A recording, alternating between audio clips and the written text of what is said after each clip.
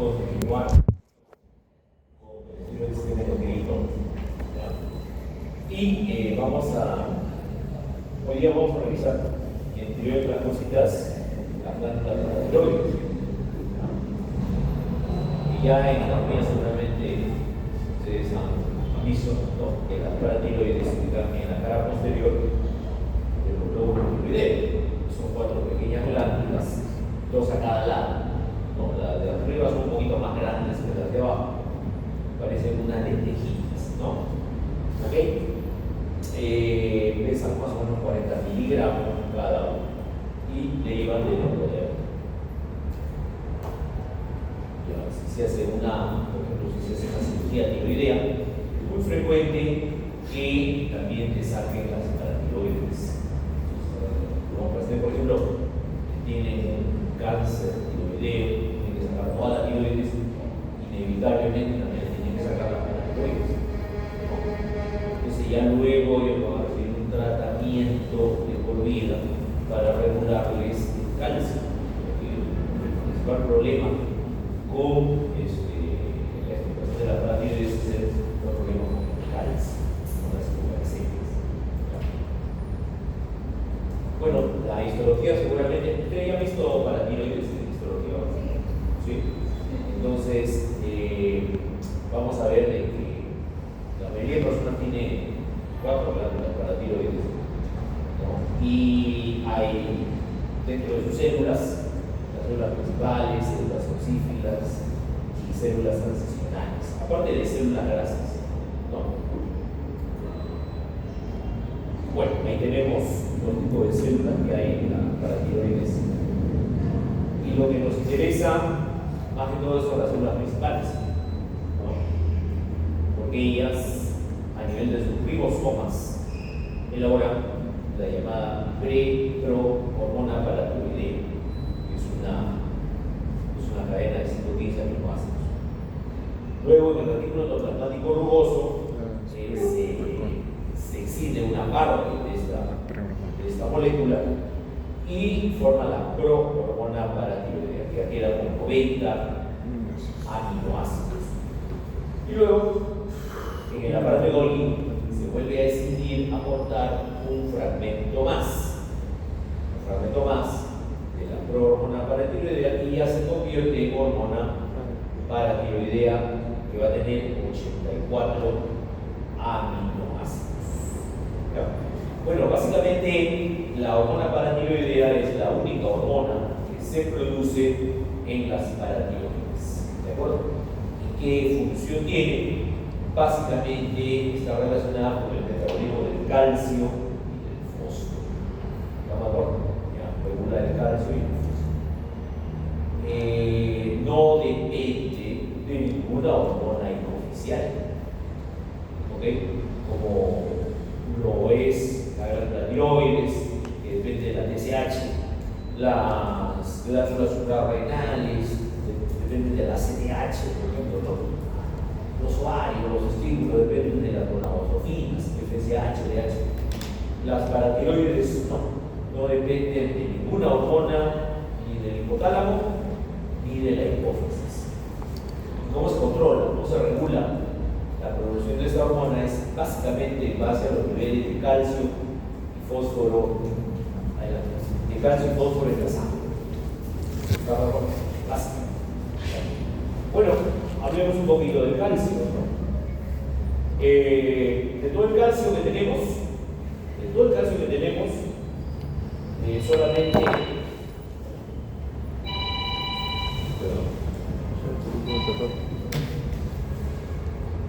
de todo el calcio que tenemos, el 99% está en los huesos y en los dientes. Solamente 1 o 2% está fuera del hueso, circulando en la sangre. O sea que los huesos funcionan como un banco de calcio. Ahí está todo el calcio prácticamente almacenado. ¿Ya? Y de ese 1% que está en la sangre, este calcio circulante se divide. El 50% está en forma ionizada, como calcio iónico. El 40% está unido a proteínas y el 10% está en forma de complejos, como citratos, sulfatos, etc. ¿No? Ahora, hay que señalar que cualquier compuesto que esté circulando en la sangre, ya que sea hormona, si está unido a una proteína, un transportador, no tiene acción fisiológica. Para que una sustancia tenga acción fisiológica tiene que estar libre, no tiene que estar unida a nada. Por lo tanto, el calcio que tiene efecto en los tejidos, ¿cuál será? De estos tres. ¿Cuál será? Calcio iónico, calcio unido a complejos y calcio ligado a proteínas. Ionizado.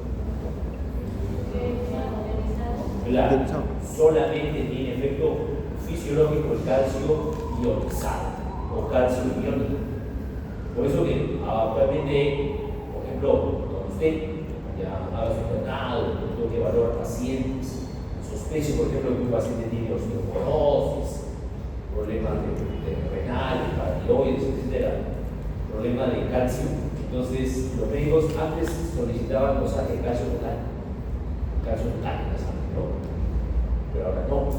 Ahora se pide dosaje de calcio iónico, calcio ionizado. Entonces, los métodos de laboratorio ya básicamente no tiene mayor relevancia pedir el calcio total, sino ahora más que todo se usa el calcio iónico. Algo así como las hormonas tiroideas, ¿se acuerdan? Ya no se pide T3 y T4 totales, sino ahora se pide T3 libre, T4 libre, porque esos son los que tienen acción biológica, ¿no? El efecto fisiológico. Más o menos el calcio sérico total es de 8.7 a 10.7 miligramos por decilitro, y la mitad de eso corresponderá al calcio iónico. ¿Ok? Dentro del citoplasma también hay calcio, pero es infinitamente pequeño su cantidad. ¿Okay? Bueno, entonces acá lo señala, el calcio ionizado es el que tiene efecto biológico. Y ustedes saben que el calcio es fundamental para que haya transmisión sináptica. Sin el calcio no habría transmisión del impulso nervioso, ¿no es cierto? Sin el calcio no habría contracción muscular, ¿no es cierto? ¿Okay? Y sin el calcio tampoco no habría coagulación de la sangre, porque acuérdense que el calcio es el factor 4 de la coagulación, ¿de acuerdo? O sea, el calcio es sumamente importante, por lo tanto, el calcio tiene una regulación muy fina. El calcio es uno de los iones que el organismo lo cuida mucho, siempre tiene que estar dentro de un rango normal. Hay que evitar las hipocalcemias, hay que evitar las hipercalcemias, ¿no? Por ejemplo, un paciente que entra en hipocalcemia va a comenzar a hacer contracciones tetánicas, ¿no? Un paciente puede convulsionar, un paciente que hace hipercalcemias va a presentar debilidad muscular. Bueno, entonces la alteración de las proteínas, las acidosis, alteran el nivel de calcio total. Cuando hay un paciente con insuficiencia pancreática, insuficiencia biliar, altera la absorción de calcio en el intestino, que ya vamos a mencionar, básicamente depende de vitamina D. El calcio ionizado es parte del calcio sérico total, y entre mayor sea el valor de calcio en la sangre, mayor sea el valor de calcio sérico en la sangre, menor será la producción de la PTH, o sea, de la paratormona. La producción de la paratormona entonces está en relación inversa a los niveles de calcio en la sangre. ¿Ya? Entonces, ¿cuál será el principal estímulo? Puede ser un examen. ¿Cuál será el principal estímulo para la producción de la PTH, de la paratormona? ¿Será la? Menos calcio sérico. La disminución del calcio sérico. O sea, es una hipocalcemia. Entonces, sí, pregunté.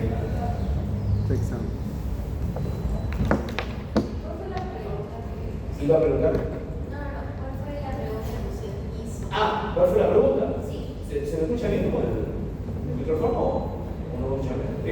¿Está bien? ¿Cuál es el principal estímulo para la producción de hormona paratiroidea? Esa fue la pregunta.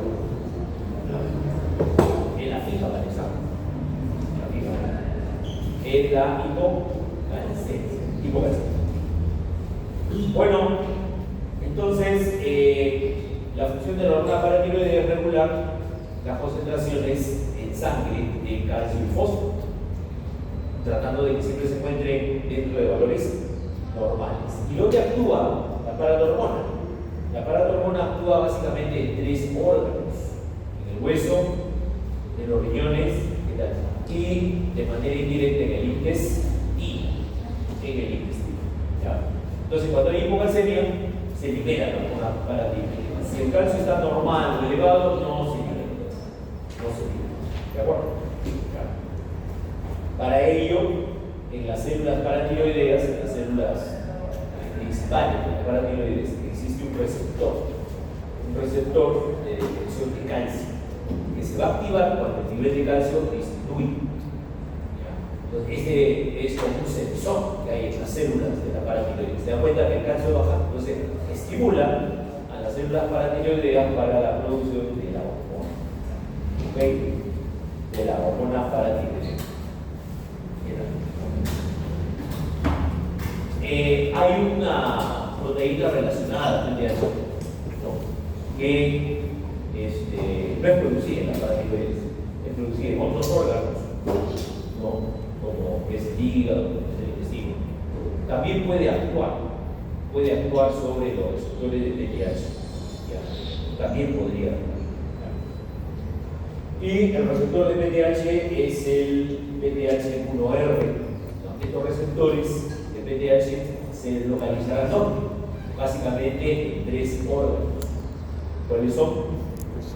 Hueso, riñones e intestino. En esos 3 órganos existe también un receptor de PTH2,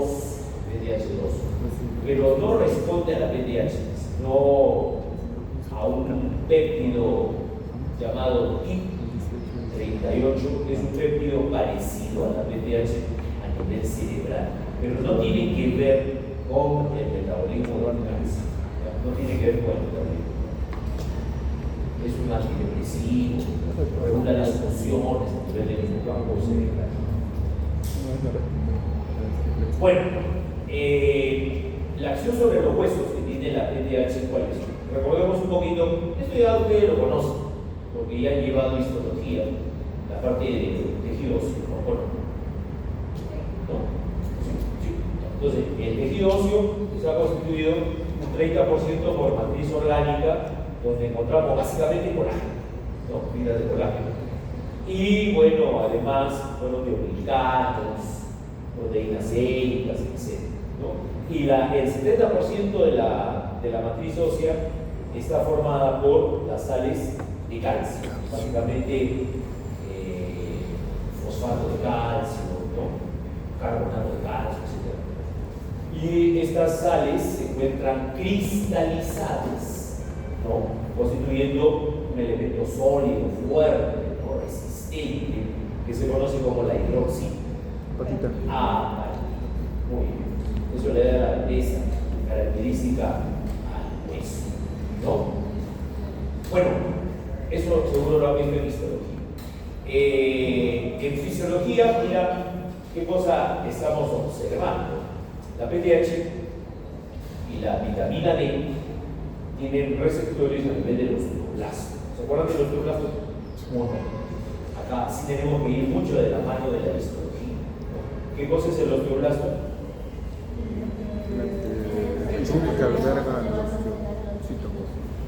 Es una célula, bueno, precursora en el tejido óseo, ¿no? Y da origen a matriz ósea y da origen también a los osteocitos, ¿no? Cuando madura se transforma en osteocito. Y por eso que el osteoblasto se ubica siempre en la parte externa, ¿no? Del tejido óseo, porque está formando la matriz ósea. Una vez que ya madura, envejece, ya pierde esa función y se transforma en osteocito. Y el osteocito se mete dentro de la matriz, ¿no? A formar parte de la matriz. ¿Ya? Y tenemos una tercera célula, que es el osteoclasto, ¿no? El osteoclasto es una célula cuya función es realiza la resorción ósea. Muy bien. ¿Y en qué consiste la resorción ósea? Renovar Claro, el osteoclasto, mira, tiene una serie de enzimas proteasas y secreciones ácidas, ¿no? Fosfatasa ácida, por ejemplo, que van a disolver, ¿no? Disuelven la zona de la matriz donde se encuentra, y el calcio es removido y llevado a la sangre. ¿De acuerdo? Pero el osteoclasto proviene del preosteoclasto. El preosteoclasto, que es la célula precursora. Este preosteoclasto tiene un receptor llamado RAM, ¿okay? Sobre el cual va a actuar el RAM-L, el RAM ligando. Este RAM ligando es estimulado, su producción es estimulada por la PTH y la vitamina D. Entonces, al unirse el RAM ligando con el RAM-L, eso va a estimular al preosteoclasto para que se transforme en osteoclasto y pueda realizar la resorción ósea. ¿De acuerdo? ¿Okay? Entonces, pregunta de examen: ¿en el osteoclasto hay receptores para PTH? osteoclasto no, el preosteoclasto. El osteoclasto no tiene receptores para PTH. La acción de la PTH sobre el osteoblasto. El osteoblasto tiene receptores para PTH. ¿Y qué hace? Repito, en presencia de la PTH, produce RAM-L, que se va al preosteoclasto. se une al receptor RAM del preosteoclasto para que se transforme en osteoclasto, pueda realizar la resorción ósea. ¿De acuerdo? Okay. Y cuando haya que inhibir, porque todo tiene su regulación, suponte que ya, esto básicamente se estimula cuando baja el nivel de calcio en la sangre. ¿Estamos de acuerdo? Sí. Suponte que hay una hipocalcemia. Suponte que hay una hipocalcemia, un paciente que está con 7, con 6 de calcio en la sangre. ¿Qué va a ocurrir entonces? Las paratiroides, sus células van a detectar mediante los sensores de calcio, ¿no? Detectan que el calcio está bajo, estimulan la producción de paratormona. La paratormona viene y actúa sobre los receptores de PTH en los osteoblastos, y estos aumentan la producción del RAM-L. El RAM-L, RAM ligando, se va a unir al receptor RAM de los preosteoclastos, y eso los va a estimular para que se transformen en osteoclastos y comiencen a realizar la resorción ósea, y de esa manera más calcio va a salir del hueso a la sangre para ir regulando, nivelando el calcio en la sangre. ¿Estamos de acuerdo? ¿Estamos? ¿Cómo estamos? ¿Sí? ¿Y qué pasará cuando ya el calcio comience a subir? Producto de esta acción, el calcio que estaba abajo estaba en 6, comienza a subir. Sube a 7, sube a 8, sube a 9, sube a 10, ya es suficiente. Ya no vamos a ir al otro lado. Cuando ya llega a un nivel normal, ¿qué ocurrirá? Se inhibe la producción de PTH. Se inhibe la producción este proceso. ¿Y cómo se inhibe? Menos producción de PTH. Bueno, va a haber menos producción de PTH.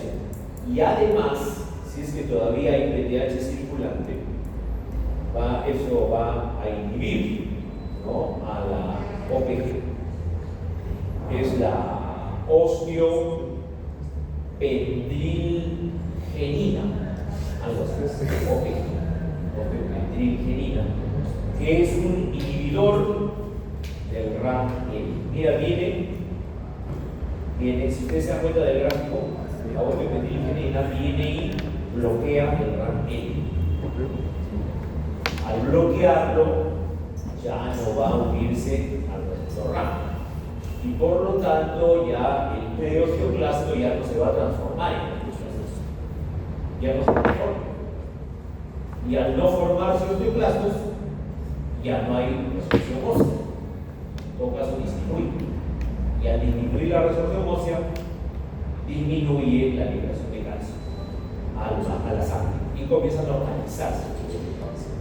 ¿Ya? ¿Estamos de acuerdo? ¿Se entendió esta parte? ¿Bien? Doctor, ¿y el MCSF qué hace? Este es un factor estimulante de colonias de monocitos. Este factor estimulante de colonias de monocitos también recibe el estímulo de la PTH. Este es un factor que también está en el preosteoclasto y también es otro factor que estimula la conversión a osteoclasto. Sí, son dos, el RAN y el factor estimulante de colonia de monocitos. ¿Ya? Gracias. Muy bien. O sea, siempre van a estar funcionando el osteoblasto y el osteoclasto. La idea es que en algún momento la actividad del osteoblasto predomina sobre el osteoclasto y en otras circunstancias la actividad del osteoclasto predomina sobre el osteoblasto, ¿no? ¿Okay? El osteoclasto básicamente se encarga de la reabsorción ósea y el osteoblasto de la formación de la matriz ósea, ¿no? ¿De acuerdo? Hay pruebas de laboratorio que me permiten por ejemplo, evaluar la función de cada uno de ellos. Por ejemplo, hay marcadores de resorción ósea. Marcadores de resorción ósea, por ejemplo, que se solicita en pacientes que tienen problemas de osteoporosis. ¿No? Esos son los productos de degradación del colágeno. Si están elevados, quiere decir que la actividad del osteoclasto está también elevada. La resorción ósea está aumentada. Y si está incrementada la actividad del osteoblasto, quiere decir más bien que se está activando la formación de hueso. La formación de hueso. No la resorción ósea, sino más bien la formación de hueso. Es importante, por ejemplo, en un paciente con osteoporosis, ¿no? ¿Cuál de los dos tiene que predominar? La formación de hueso. El problema sería que un paciente con osteoporosis predomine la resorción ósea, porque ahí está perdiendo más calcio y los huesos se están debilitando. Entonces, un marcador, por ejemplo, de formación de hueso es la fosfatasa alcalina ósea o la osteocalcina. ¿No? Si estos dos marcadores están elevados, significa que está predominando la formación de hueso. Y eso es bueno para un paciente con osteoporosis. Muy bien, veamos qué efecto tiene la paratormona en el riñón. Dijimos que la paratormona actúa básicamente sobre tres órganos, ¿no? ¿Cuáles son? Hueso, riñones y el intestino. Muy bien.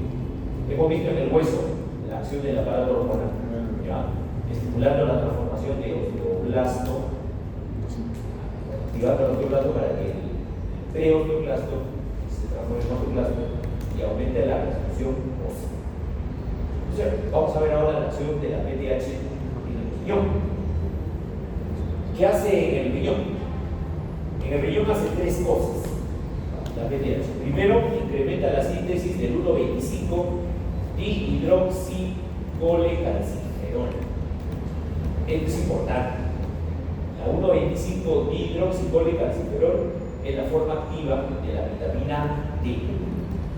También se le llama vitamina D3 o calcitriol. También se le llama. ¿De acuerdo? Es la forma activa, repito, de la vitamina D. No se olviden que la vitamina D favorece la acción de la PTH y también favorece la absorción del calcio en el intestino. Por eso que a los pacientes que tienen osteoporosis, ¿qué le das como tratamiento? Si un paciente tiene osteoporosis, ¿qué le das como tratamiento? Vitamina D. Claro, bueno, principalmente calcio. Calcio, pero tienes que darle siempre acompañado de vitamina D. Porque si tú consumes calcio, si no tomas vitamina D, lo mismo que nada. No absorbes. No se absorbe. no se absorbe. Y es más, la vitamina D, para que pueda actuar, tiene que estar en su forma activa. D3. ¿No? Tiene que estar en su forma activa. Si está en su forma inactiva, no tiene efecto. Entonces, una de las importantes funciones que tiene el riñón es activar a la vitamina D y convertirla a su forma activa, que es, ¿cuál es? La 1,25 hidroxicolecalciferol, o D3, ¿no? O calcitriol. Eso ocurre en los riñones. Y la paranormona estimula a los riñones para que cumplan esta función. ¿De acuerdo? La PTH estimula a los riñones para que realicen esta función. ¿Dónde? ¿En qué parte del riñón se realiza? En el túbulo contorneado proximal. Las células del túbulo contorneado proximal. Y también disminuye a este mismo nivel, la PTH disminuye la reabsorción del fosfato. Al disminuir la reabsorción del fosfato, favorece su pérdida, su excreción a nivel de la orina. ¿De acuerdo? Entonces, en la PTH favorece la excreción renal de fosfato. Y otro efecto de la PTH, ¿cuál es? Aumenta la reabsorción de calcio. ¿Pero a qué nivel? En el túbulo contorneado distal. Porque también hay una reabsorción de calcio en el túbulo contorneado proximal. Pero sobre ese no actúa la PTH. La PTH actúa sobre la reabsorción de calcio en el túbulo contorneado distal. Algo así como la hormona antidiurética. La hormona antidiurética, por eso, no actúa sobre la reabsorción de agua en el tubo contorneado proximal, no, sino en el tubo contorneado distal y conductor. ¿De acuerdo? Entonces, otra acción que tiene la PTH, incrementa los promotores de este gen, CYP227B1. ¿Y qué cosa hace este gen? Este gen promueve la síntesis de esta enzima, la 1-alfa hidroxilasa. La 1-alfa hidroxilasa. ¿Y qué cosa hace la 1-alfa hidroxilasa? Convierte al 25-hidroxicolecalciferol en 1,25-dihidroxicolecalciferol. Eso ocurre a nivel de los riñones. Entonces, básicamente, para recordar cómo es la fisiología de la vitamina D, fíjense ustedes, nosotros a nivel de la piel, por ejemplo, tenemos el colecalciferol. El colecalciferol. El cual, en el hígado, ¿no? O también la vitamina D que consumes con tus alimentos, porque hay alimentos que tienen vitamina D, también lo consumes, llega al hígado. Y en el hígado se hidroxila este colecalciferol, se hidroxila en la posición 25 y se forma la llamada 25-hidroxicolecalciferol. Y luego del hígado se va a los riñones. Y en los riñones lo que hace los riñones es colocar otro hidroxilo en posición 1 por la acción de la enzima 1-alfa hidroxilasa. Por eso se llama 1-alfa hidroxilasa, porque coloca un hidroxilo más en la posición 1. Entonces ya tendría dos hidroxilos en esta molécula. Sí, preguntas. Sí, creo que sí, la hormona para la tiroides, el hidroxilo ya no se pone en el 1, sino en el 24, pero... Ya, el 24 es la forma inactiva. Ajá, y ya no, claro, ya no tiene... Si se pone en la posición 24, ya es en la forma inactiva. Sí. Pero la 1-alfa hidroxilasa hace que en vez de ponerse en la posición 24, se ponga en la posición 1. Y eso es por acción de la PTH. ¿De acuerdo? Así es, muy bien. Entonces, al ponerse en posición 1, se forma el 1,25 hidroxicolecalciferol. Y esa es la forma activa. Esa es la forma activa de la vitamina D, que llega al epitelio intestinal. ¿No? Llega al epitelio intestinal y promueve, ¿no?, la unión de calcio con su proteína de unión, promueve la acción de la TPasa, calcio estimulada, promueve la acción de la fosfatasa alcalina. Todo está destinado a aumentar la absorción de calcio intestinal. ¿De acuerdo? Y por lo tanto, si aumenta la absorción de calcio en el intestino, aumenta la concentración de calcio en el plasma, en el intestino. ¿De acuerdo? Cuando ya el nivel de calcio, en el plasma ya está normalizado, eso por retroalimentación negativa inhibe a la hormona paratiroidea. A la hormona paratiroidea y ya no va a activar a este enzima. Entonces se detiene la activación de la vitamina D. Eso también contribuye a que el calcio ya no siga aumentando en la sangre. ¿Ya? ¿Okay? Y otro efecto que tiene la paratormona a nivel de los riñones es sobre el fosfato. Acuérdense solamente que la PTH únicamente actúa sobre calcio y fosfato, nada más, no tiene efecto sobre ninguna otra cosa, solamente calcio y fosfato. ¿Ok? ¿Qué hace con el fosfato? Hace lo contrario que el calcio.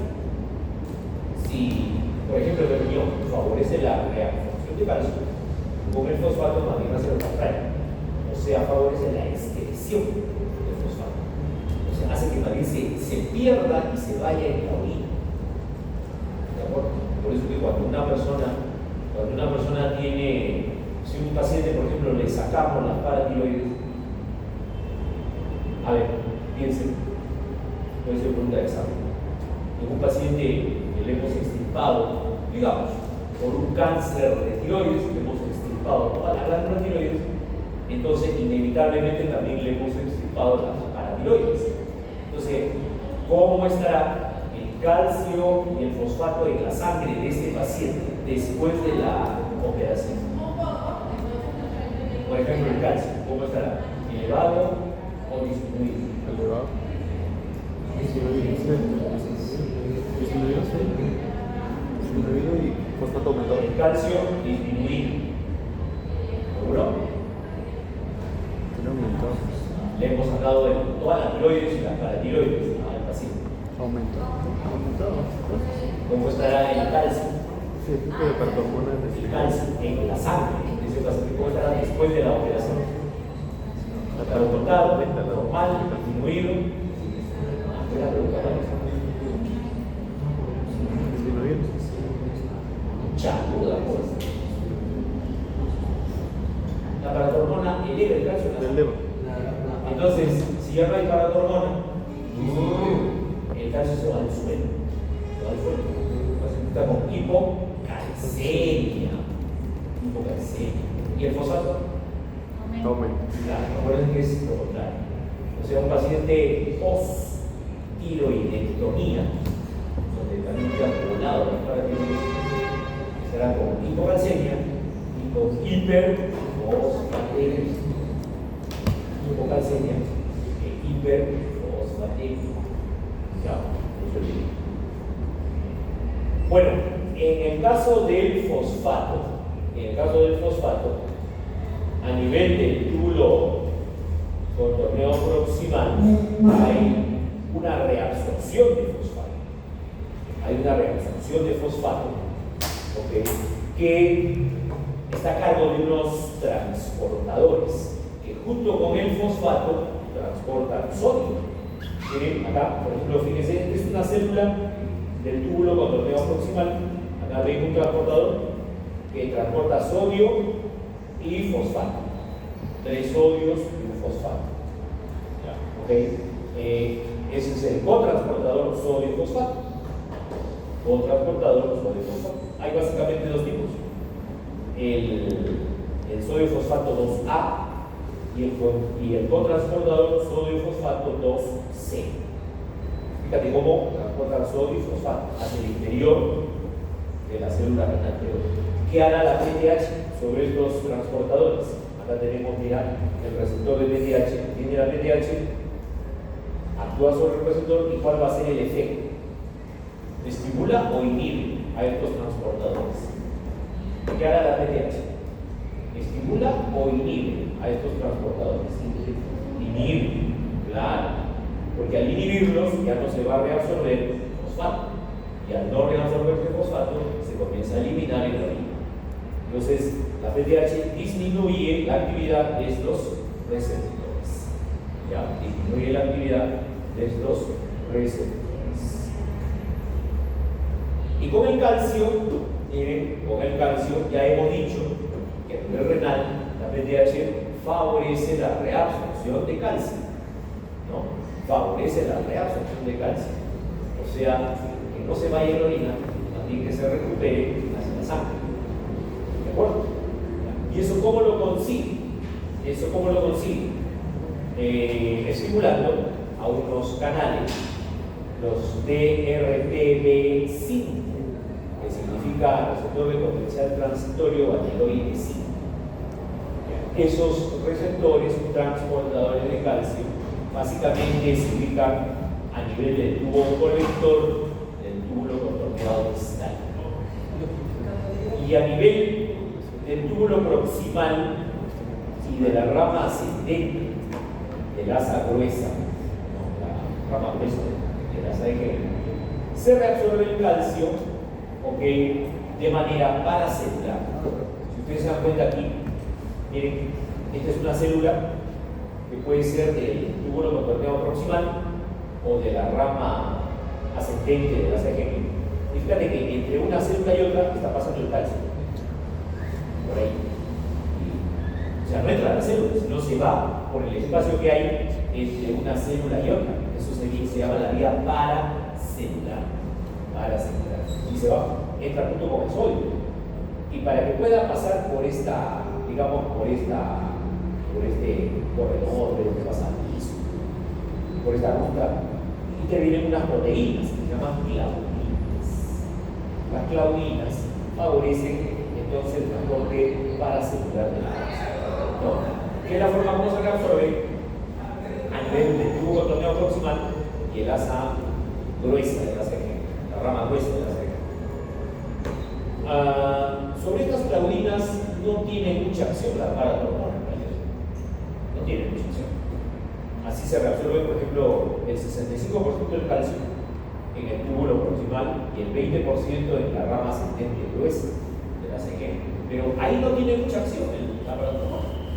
La paratormona actúa solamente en el túbulo distal y túbulo colector. Igualito, la PTH ayudada siempre por la vitamina D.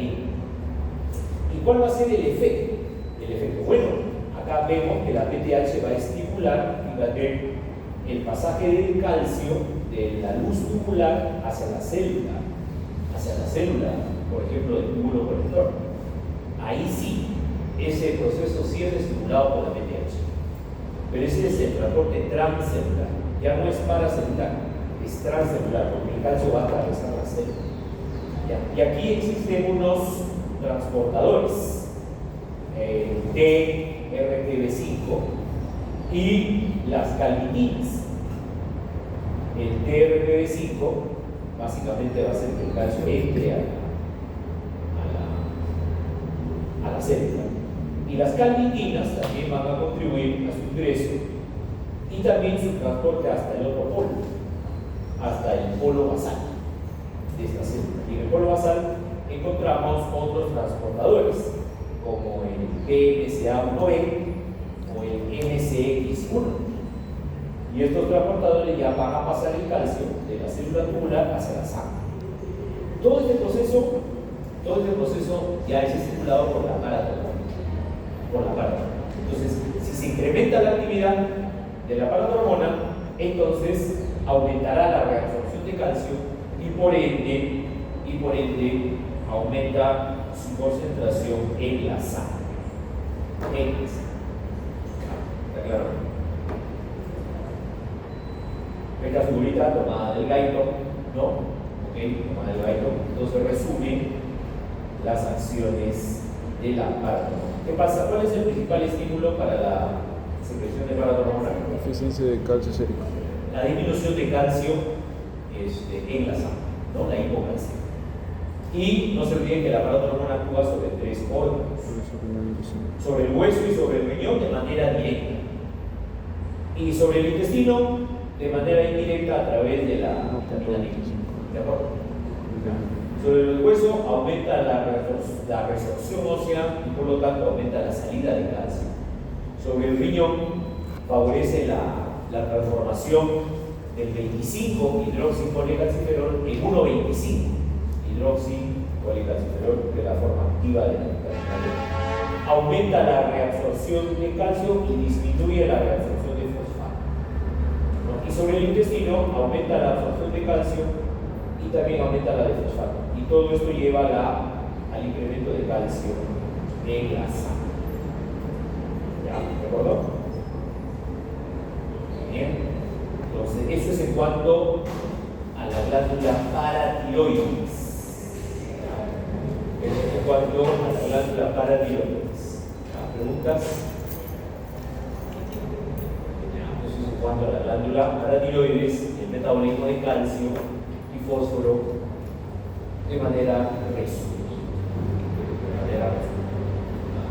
Ustedes quieren ampliar sobre el tema, van al Gaito, capítulo 79, no me acuerdo, 78, 79. Glándula paratiroides, metabolismo de calcio y fósforo, ya ahí lo van a leer con mayores detalles. ¿No me acuerdo? ¿Sí? ¿No? Bueno, muy bien. Vamos a pasar a otro punto.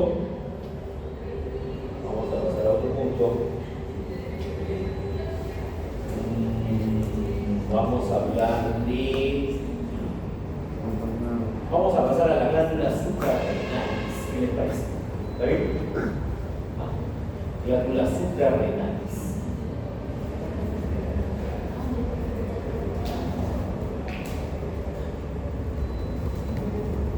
Vamos a hablar de la síntesis y secreción de las hormonas suprarrenales. Básicamente nos vamos a enfocar en las hormonas córtico-suprarrenales. ¿De acuerdo? Porque ustedes saben que la glándula suprarrenal es más o menos como la hipófisis. La hipófisis tiene una hipófisis anterior a la hipófisis y una neurohipófisis que no tienen absolutamente nada que ver una con la otra. Cada una va por su lado, producen sus propias hormonas, funcionan diferente. Igual es la glándula suprarrenal. La glándula suprarrenal tiene dos zonas, la corteza y la médula, que son totalmente independientes, no tienen nada que ver, producen hormonas diferentes, tienen efectos diferentes. Embriológicamente también se vuelve a lo mismo. La corteza y la médula suprarrenal se originan tienen un origen embriológico diferente. ¿De acuerdo? Pues no tienen nada que ver. Están juntas, pero no tienen nada que ver. Fisiológicamente, entonces hay que estudiarlas por separado. ¿Ya? Vamos a hablar de la corteza suprarrenal. No, de la corteza suprarrenal. Las glándulas suprarrenales están ubicadas encima de los riñones, pesa cada una 4 gramos. Son como sombreritos, ¿no?, que tiene el riñón. En anatomía seguro les han enseñado, ¿no? Un sombrerito tiene el riñón, que es la glándula suprarrenal, o glándula adrenal. Y tiene dos zonas, ¿no?, la corteza y la médula. La corteza se divide en 3 zonas. Zona glomerular, donde se produce, por ejemplo, la aldosterona. La zona fascicular, donde se produce, por ejemplo, el cortisol. Y en la zona reticular se producen los andrógenos. A nivel de la médula suprarrenal se producen las catecolaminas, o sea, adrenalina y noradrenalina, o también llamadas epinefrina y norepinefrina. ¿No? ¿De acuerdo? Bueno, en realidad no son las únicas. Hablando solamente de la corteza, porque la adrenalina y noradrenalina son aminas. Pero todas las hormonas, ojo, toditas las hormonas que se producen en la corteza suprarrenal son esteroides. Toditas. De toda la corteza. Zona glomerular, zona fascicular, zona reticular, todos son esteroides. Y se han podido identificar que sintetizan más de 30 esteroides en toda la corteza. Lo que hemos contado son las más importantes, pero hay otras hormonas más. Entonces, en la corteza, ahí está, corteza y médula. En la corteza, en general decimos, ¿qué cosas se elaboran en la corteza? Se elaboran los corticosteroides. Se llaman corticosteroides porque se producen en corteza. ¿De acuerdo? Así tenemos mineralocorticoides en la zona glomerular, glucocorticoides en la zona fascicular, andrógenos en la zona reticular. Y en la médula se producen catecolaminas, que químicamente son derivados de la tirosina, al igual que las hormonas tiroideas. Tienen otra estructura química, otra función, son muy aparte, muy aparte. ¿Ya? ¿Ok? La corteza se origina embriológicamente del mesodermo y la médula se origina del ectodermo, o sea, son totalmente diferentes. Ya, veamos, la zona glomerular representa el 15% de la corteza. Okay. En la zona fascicular, 75% de la corteza. En la zona glomerular, la principal hormona que se produce, ¿cuál es? La aldosterona. Es el principal mineralocorticoide. Se llama mineralocorticoide porque tiene que ver con el metabolismo de minerales, básicamente el sodio y el potasio. Básicamente sodio y potasio. ¿Okay? En la zona glomerular hay una enzima que no lo tiene la zona fascicular, que es la aldosterona sintasa. Como todos tienen, acuérdense que todos los esteroides tienen un origen común. ¿Cuál es? A partir del colesterol. Entonces, todo es cuestión de enzimas. Si yo tengo la enzima correcta, lo puedo transformar al colesterol, por ejemplo, en aldosterona, o lo puedo transformar en progesterona, o lo puedo transformar en cortisol. Por ejemplo, en la zona glomerular tenemos la aldosterona sintasa, que va a transformar el colesterol hasta aldosterona. Y esa enzima no está en las otras zonas. Por eso de que la aldosterona solamente se produce en esa zona, exclusivamente en la zona glomerular. Así como en la zona glomerular no se va a producir, por ejemplo, cortisol, porque hay otra enzima en la zona fascicular que transforma colesterol en cortisol. ¿Me hay que preguntar? ¿De acuerdo? Ya. ¿Cuál es el estímulo para la producción de aldosterona? Pregunta del examen. Ustedes saben que hay ¿se acuerdan de la hipófisis? Las hormonas de la hipófisis. Hay una hormona producida por la hipófisis que estimula a la corteza de las glándulas suprarrenales. ¿Cuál es? Pregunta examen también. Ya les estoy dando varias firmas. La corticotropina o ACTH. ¿Sí o no? Entonces, pregunta examen. La ACTH estimula la producción de aldosterona en la corteza suprarrenal. ¿Verdadero o falso? ¿Verdad? La ACTH o corticotropina estimula la producción de aldosterona en la corteza suprarrenal. ¿Verdadero o falso? ¿Verdad? Falso. Falso. Falso. Tengo entendido que, o sea, era verdadero, pero, o sea, como que le estimulaba muy poco. Es mínimo, claro, es mínimo. En la práctica no tiene relevancia fisiológica. Así es. Porque la ACTH más que todo va a estimular la zona fascicular. O sea, el grueso de la ACTH está destinada a estimular la producción de cortisol.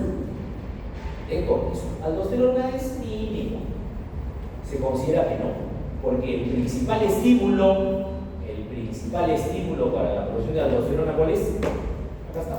La La angiotensina. La angiotensina 2. Muy bien. Ese es el principal estímulo para la producción de aldosterona. La angiotensina 2.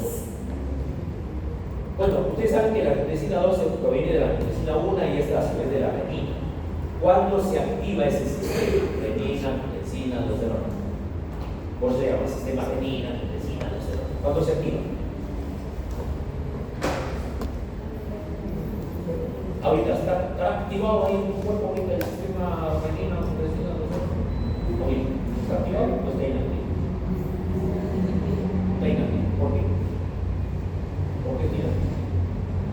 ¿Qué necesitas para que se active? Vamos. Estamos a pocos días del examen, ¿no? Ya están ahí, ya deben estar ya. ¿Qué necesitas para que se active el sistema renal angiotensina?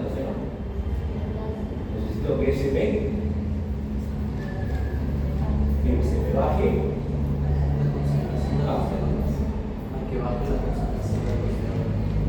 Ya, pero para que se active la aldosterona, tiene que haber un estímulo para que aumente su producción. ¿Cuál es el estímulo? Así como para la producción de PTH era la hipocalcemia, para que se produzca más aldosterona que se necesita. Que se me baje. Muy bien, la presión arterial. Se me baja la presión, me deshidraté, ¿no? O tuve una hemorragia, o he tenido un shock, y se me baja la presión, una reacción alérgica, se me baja la presión. Entonces, a nivel del aparato yuxtaglomerular, acuérdense, a nivel del aparato yuxtaglomerular se activa y se produce la renina. ¿Sí o no? La renina activa a los angiotensinógenos en angiotensina 1. La angiotensina 1 se convierte automáticamente en angiotensina 2. Y la angiotensina 2 viene ahí está la figurita. ¿Qué hace la angiotensina 2? Viene a la zona glomerular de la corteza suprarrenal y le dice, oye, aumenta la producción de aldosterona. Aumenta la producción de aldosterona. ¿Y qué hace la aldosterona? ¿Qué hace la aldosterona? Tiene que ver con el sodio y el potasio. ¿Qué hace la aldosterona? Retiene sodio y elimina potasio. Ya, repito, la aldosterona retiene sodio y elimina potasio a nivel renal. Aumenta la reabsorción de sodio y aumenta la excreción de potasio. O sea, a ver, se me ocurre otra pregunta al examen.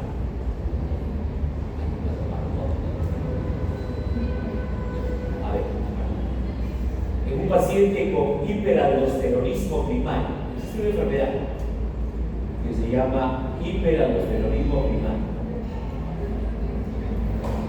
¿Cómo estará el sodio y el potasio en la sangre?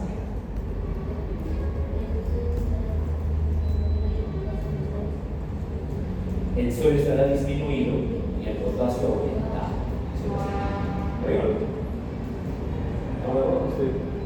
¿Cómo?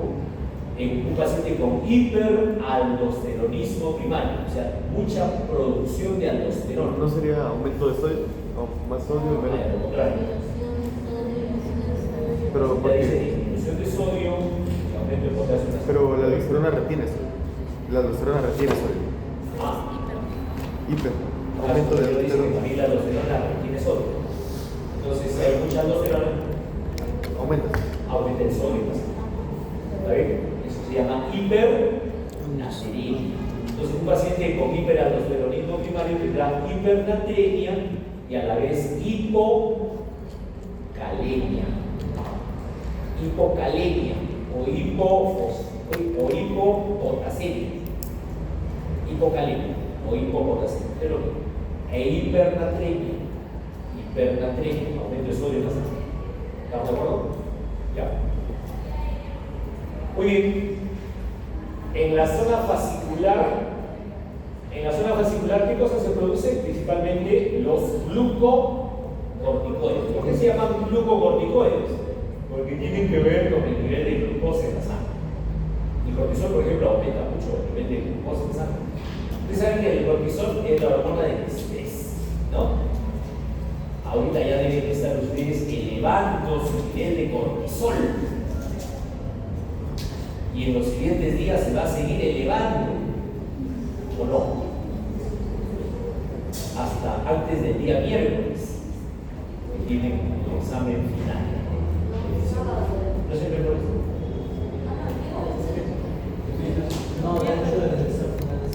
No se me parece que examen a la última. Sí, miércoles. Miércoles. Miércoles. Esta semana que viene, la siguiente también se sabe. Como es el 10.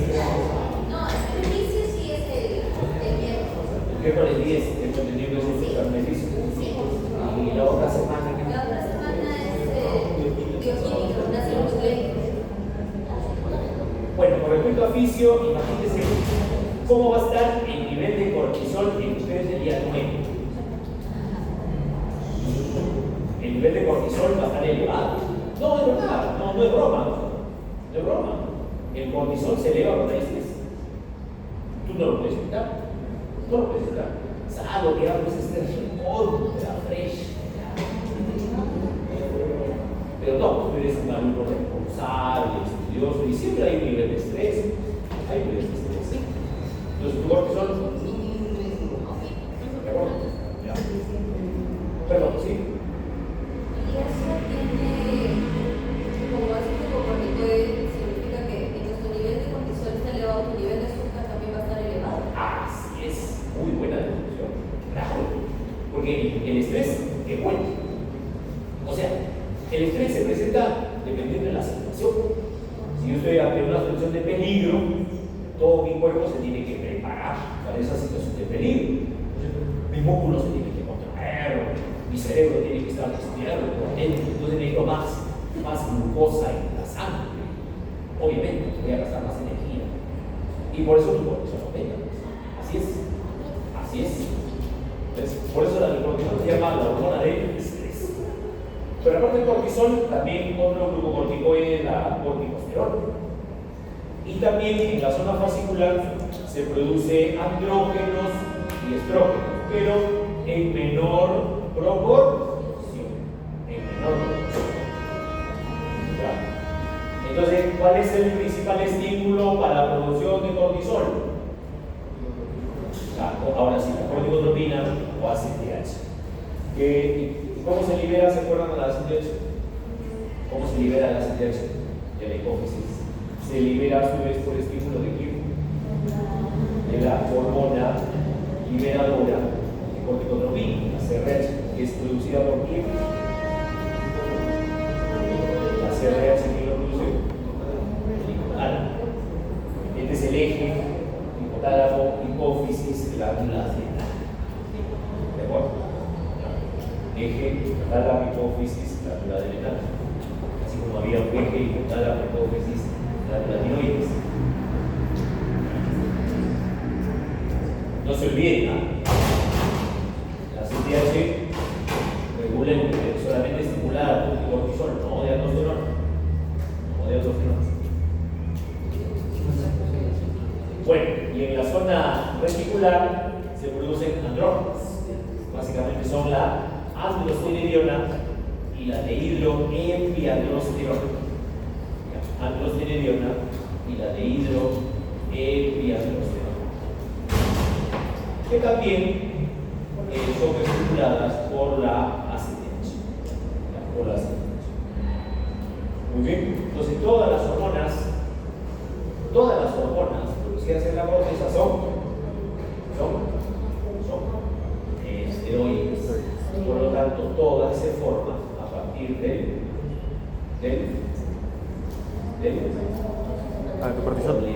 colesterol.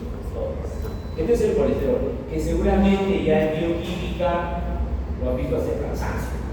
¿Sí o no? Ya un montón de veces.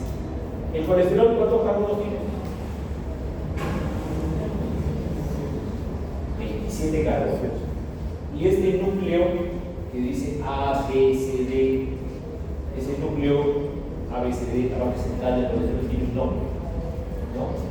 Y ya en bioquímica también lo habrá visto hacer cansancio.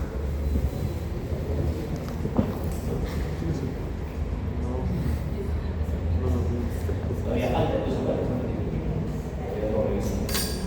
ya, esta parte central, donde están los núcleos A, B, C, D, se llama el núcleo del ciclopentano de hidrogenadreno. Bueno, ya eso es bioquímica. Eso es bioquímica. Esta es la fórmula del colesterol, 27 carbonos, es un lípido y ese es el núcleo. Estos anillos forman el ciclo renal. ¿Qué? Es una cadena, tiene su cadena a partir del carbono 17, tiene su cadena alifática, ramificada, tiene los ciclohexanos, que son el ABC, son ciclohexanos, y el D, que es un ciclo dental, ¿no? No vamos a entrar ahí porque es un estudio químico. Tiene un grupo hidroxilo en el carbono 3. Bueno, la cosa es que el colesterol, para que la corteza suprarrenal pueda sintetizar sus hormonas, el colesterol tiene que entrar a la célula de la corteza. ¿De acuerdo? ¿Ya? Y bueno, el colesterol puede ser de origen exógeno y de origen endógeno. También le han dicho eso.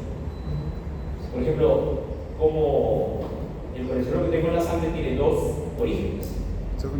Uno es, yo me voy a comer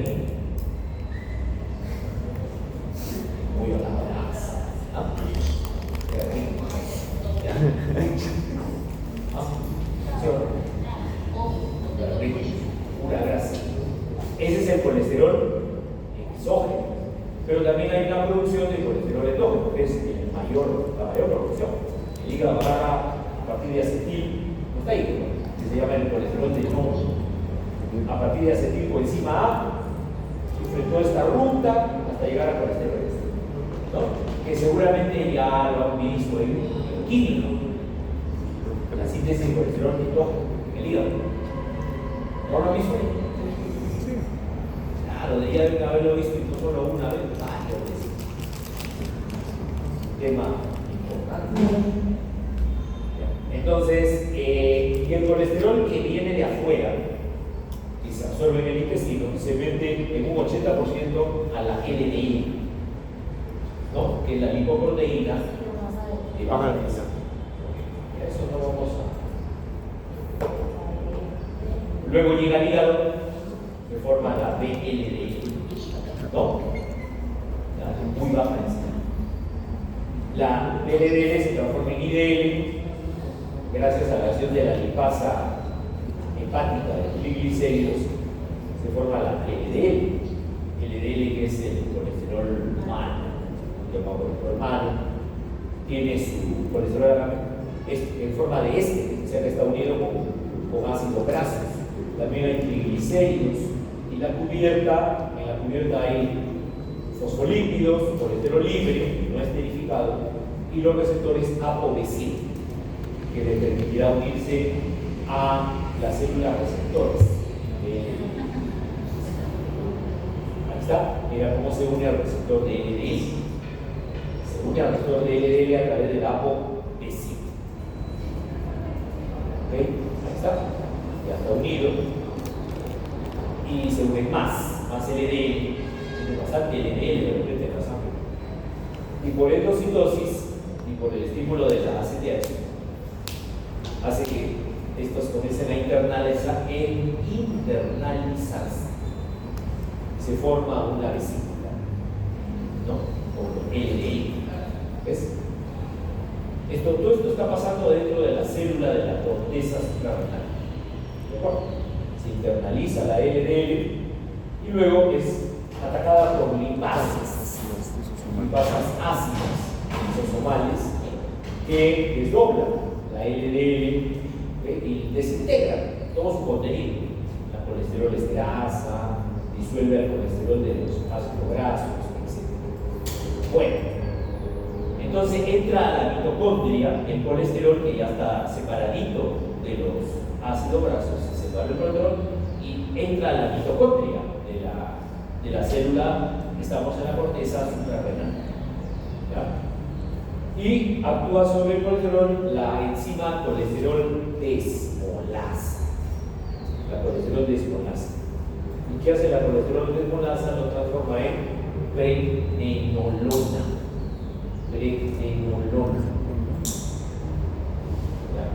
¿Estamos de acuerdo?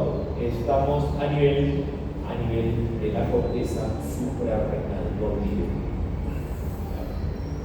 Supóngase que empezamos por la zona glomerular.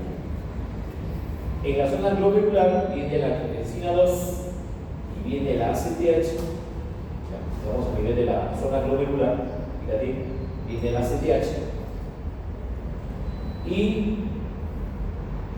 otro detalle, el colesterol para que pueda entrar a la mitocondria lo hace a través de una proteína, que es una proteína reguladora. Es una proteína reguladora como que tiene ingreso de nosotros. Bueno, la pregnenolona va a pasar al retículo endoplasmático liso. Y ahí sufre la acción de una enzima que se llama la 3-beta hidroxiesteroide deshidrogenasa. 3-beta hidroxiesteroide deshidrogenasa.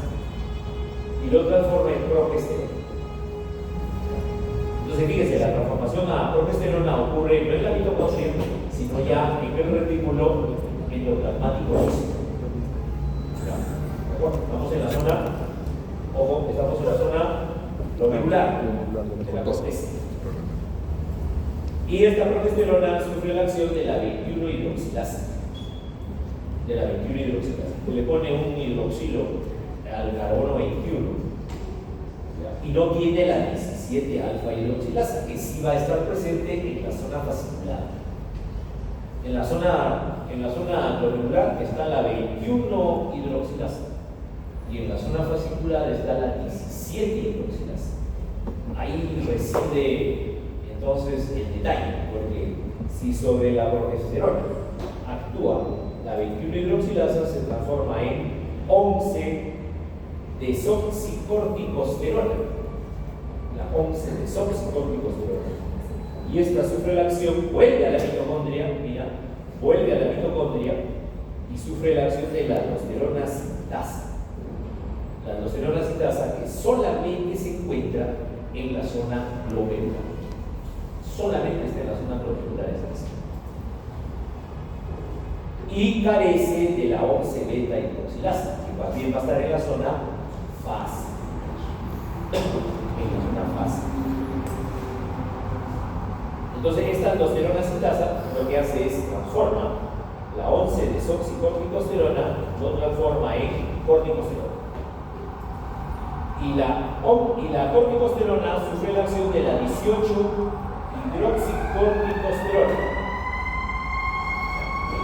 Y la aldosterona sintasa nuevamente actúa acá y lo transforma finalmente en aldosterona. Tiene 3 puntos donde actúa la aldosterona sintasa, terminando de transformarla finalmente a aldosterona. Hasta la aldosterona. ¿De acuerdo?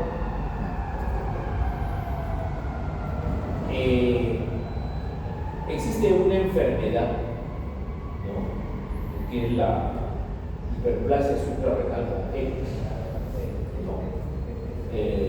La hiperplasia suprarrenal congénita es una enfermedad genética con que puede nacer un bebé, ¿no? Y se detecta mediante unas pruebas que se le hace a todos los recién nacidos. En el Perú, a todos los recién nacidos se le hace unas pruebas para detectar ciertas enfermedades genéticas que puedan traer el bebé. Y las podemos detectar mediante algunas pruebas de laboratorio para ver si el bebé viene con alguna de estas enfermedades. ¿De acuerdo? Enfermedades congénitas. Por ejemplo, el hipotiroidismo. Hipotiroidismo congénito. Por ejemplo, la fenilcetonuria. Por ejemplo, la galactosemia. No son enfermedades tan frecuentes. Por ejemplo, la fibrosis quística. Y por ejemplo, la hiperplasia suprarrenal congénita. Estas enfermedades, repito, solamente se detectan mediante pruebas que se le hacen al recién nacido. Y si tú detectas en un recién nacido que tiene esta enfermedad, el médico, el pediatra, inmediatamente inicia su tratamiento. Inmediatamente, así no tenga síntomas el bebé, inmediatamente queda un tratamiento. ¿Qué pasaría si no existe este tapizaje neonatal? Si no existiera el tapizaje neonatal, la enfermedad no sería detectada al momento del nacimiento. Y ese bebé crecería aparentemente normal, hasta cierta edad, donde comienza a tener síntomas. Digamos a los 3, 4 años comienza a tener síntomas. Ahí los padres se preocupan, se llevan al pediatra, no sé qué tiene hijos. Y el pediatra recién le hace pruebas y determina, bueno, tiene hiperplasia suprarrenal. Iniciemos el tratamiento, pero ya es un poco tardío. Y el bebé tiene secuelas cerebrales, secuelas hepáticas, problemas renales. ¿Qué diferente hubiera sido que si a ese bebé le detectan la enfermedad al momento de nacer? O sea, al momento de nacer le detectamos, inmediatamente el pediatra inicia el tratamiento. De esta manera evitamos que ese bebé pueda tener secuelas, va a crecer fuerte. Minimizamos. ¿Estamos de acuerdo? Okay. El tamizaje neonatal, por ejemplo, en el Perú se hace desde el año 2002. Tú has nacido después de ese año, ¿no? Okay. Casi todos habrán nacido después del 2002. ¿No? ¿Qué año han nacido ustedes? 2006. Ya había tamizaje neonatal. Entonces, de hecho, ¿qué ha hecho? No me acuerdo.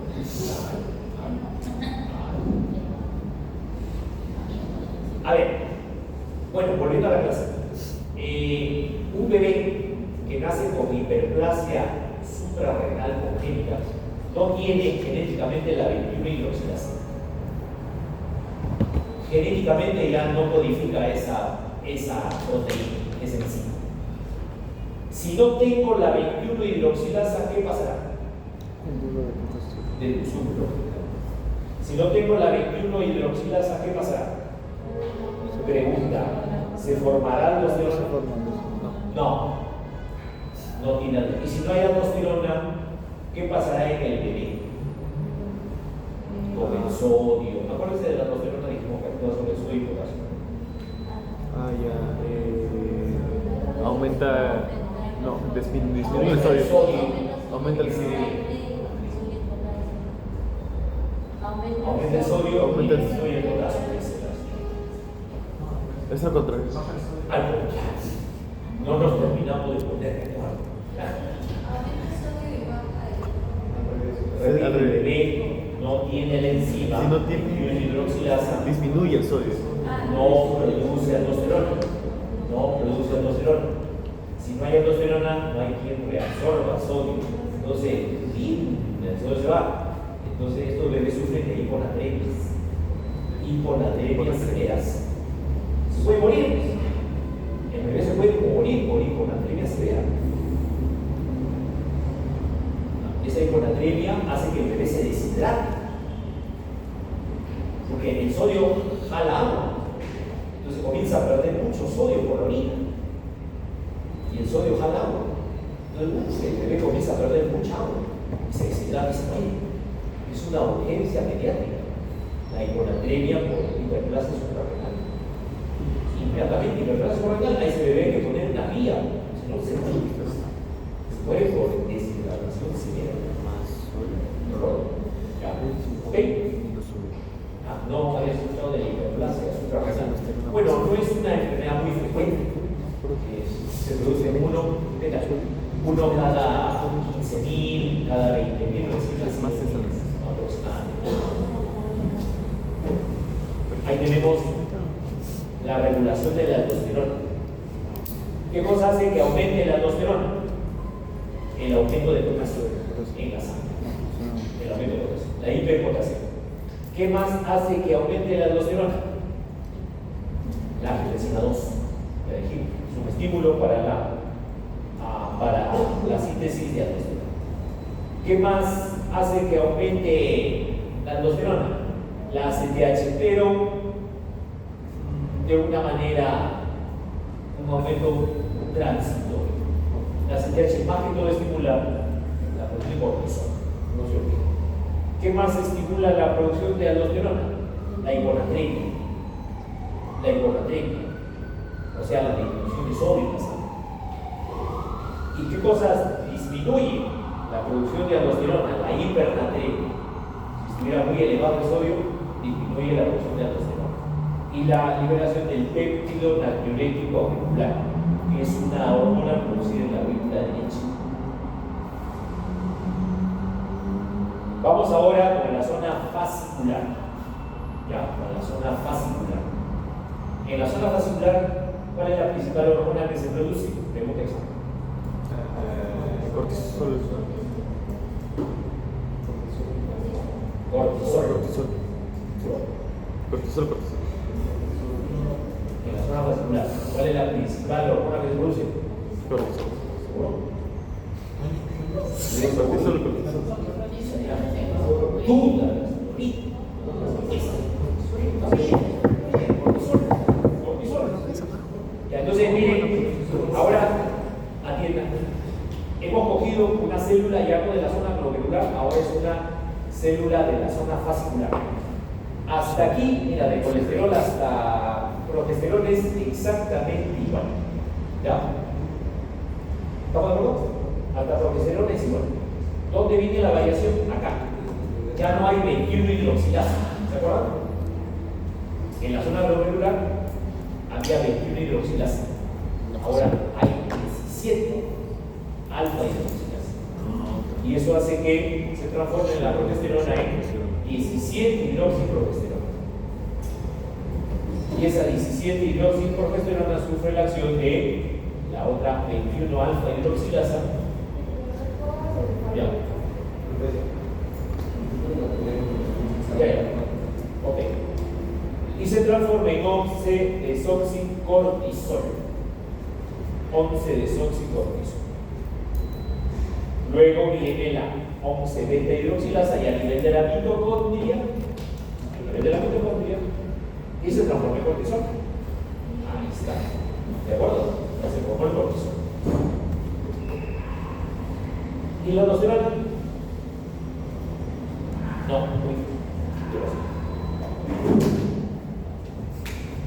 la aldosterona no se forma en la zona fascicular.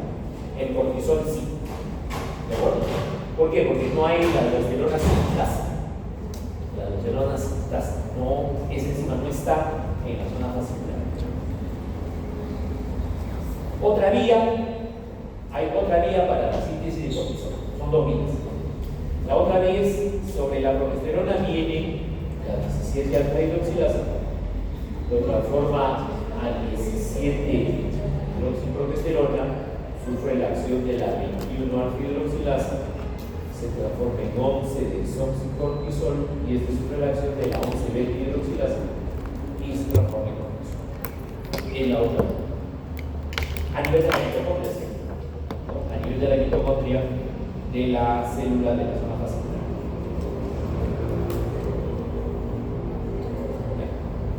Y esta es la otra vía, donde la pregnenolona, atención, la pregnenolona la bypasea, ya no se forma progesterona, sino la pregnenolona de frente se transforma a 17 alfa hidroxipregnenolona por la acción de la 17 alfa hidroxilasa.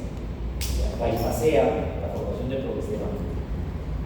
Y por la acción de la 3-beta hidroxiesteroide deshidrogenasa se transforma en hidroxiprogesterona. 17 hidroxiprogesterona. ¿De acuerdo? Bien.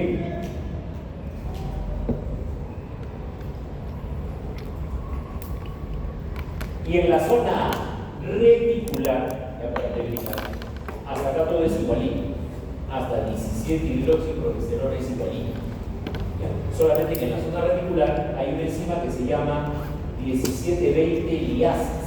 Hay unas enzimas 17-20 liasas que transforman a la 17 hidroxiprogesterona en androstenediol.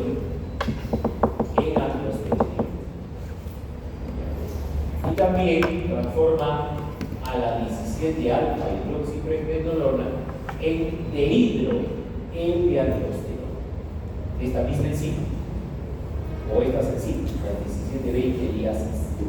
De tal manera que en la zona reticular, a nivel del retículo endoplasmático liso, se forman dos andrógenos. la androstenediona y la dehidroepiandrosterona. ¿Ok? Y otro detalle, la dehidroepiandrosterona podría transformarse en androstenediona. Tiene esa capacidad. Se puede transformar en androstenediona. En los testículos, ¿qué ocurre? En los testículos y en algunos tejidos periféricos hay otra enzima que se llama la 17 beta hidroxiesteroide deshidrogenasa, que transforma la androstenediona a testosterona, o también puede transformar la testosterona en androstenediona. Puede transformar una en otra, dependiendo de la necesidad. ¿Ok? Bueno, y acá les pongo un resumen de todos los corticoides suprarrenales. Ya, esto está para que lo revisen bien en casa, ¿no? La concentración plasmática de cada uno de ellos, la cantidad que se segrega cada 24 horas, su actividad glucocorticoide. Por ejemplo, ¿quién tiene la mayor actividad glucocorticoide? La dexametasona. Ya, pero ese es un medicamento. Ese es un medicamento. Cuando tú le aplicas a un paciente dexametasona, ¿no es cierto? Le estás poniendo un glucocorticoide potente. Esto es muy fuerte. Por eso acá dice sintético. Pero el natural, ¿cuál será la hormona natural que tiene actividad glucocorticoide más potente? Cortisol. El Cortisol. cortisol. ¿La aldosterona tendrá efecto glucocorticoide?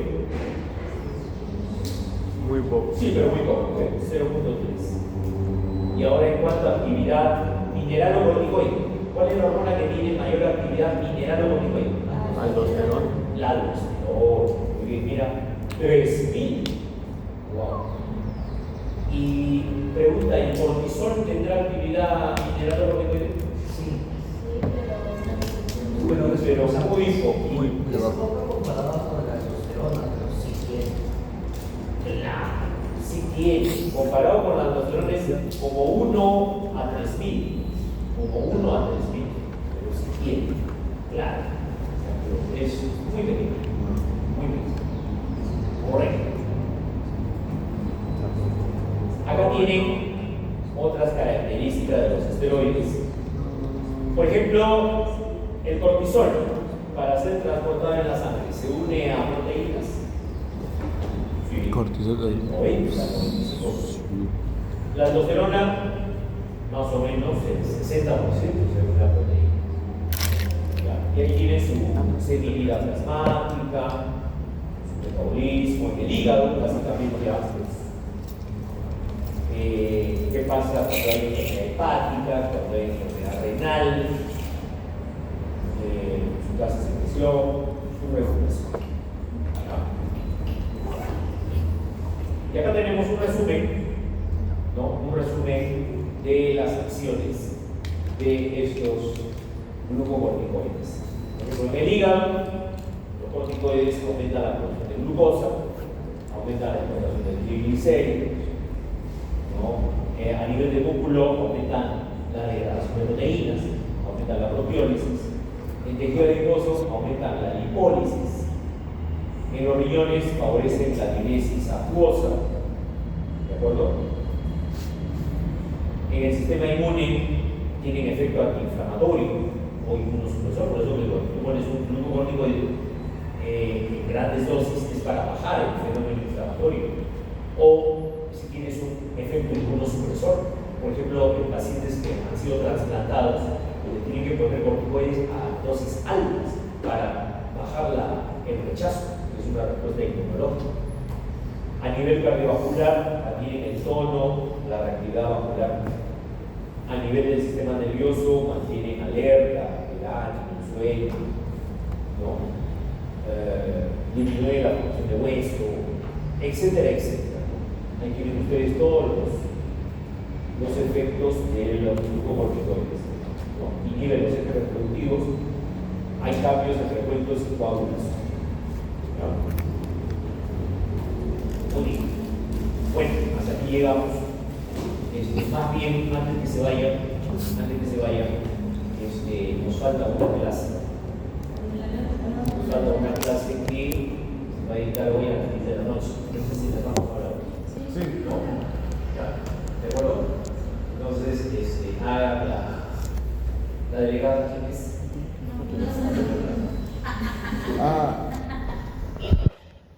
Dice, ¿se lo puede mandar los papeles a la delegada? Claro, le vamos a mandar la competencia a la delegada. Doctor, una pregunta. Como estamos pocos, ¿qué deberíamos priorizar de estudio ahorita?